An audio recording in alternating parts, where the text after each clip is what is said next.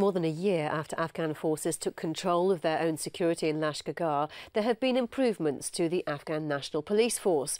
But the part military, part civilian Provincial Reconstruction Team have also been working to improve local policing through the Afghan Uniformed Police. Ali Gibson has been to see the progress being made. Community policing are the buzzwords here, after huge progress in the ANP with the Lashkar Gah Police Training Centre now Afghan-led. Now the aim is for the Afghan Uniformed Police to follow suit. The Guard force for local civilians, they need to be able to reassure communities across Afghanistan that they can keep their families safe.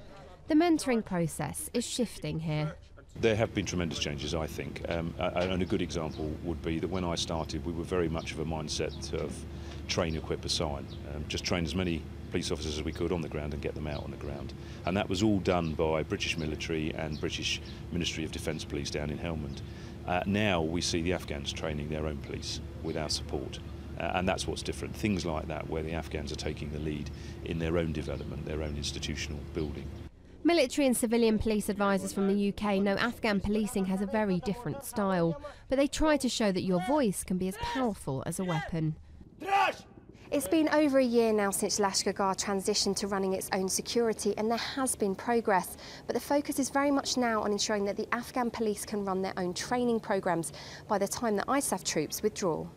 Training officers have been appointed in each of the precincts here in Lash, so my aim is to get those mentored, and hopefully they can start delivering some form of training forecast that we will push out for them to start taking the lead at training precinct level, and hopefully then going to checkpoint, removing any requirement for ISAF visits.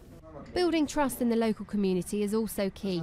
In 2009, the PRT set up an anonymous Crimestoppers free phone line for Afghans, and there are plans to expand it to a countrywide scheme using the number 119. A large majority of calls, unfortunately, are hoaxes and time wasters, but it has had successes. Even in the last 2 months, there has been 3 IEDs reported in by local nationals. They've been taken by the operators to the police control room, and within a couple of hours all 3 of them were located, dug up and defused, and obviously saved lives of local nationals and ISAF troops. This is a police force that knows it has to develop quickly, but their enthusiasm for control is clear. We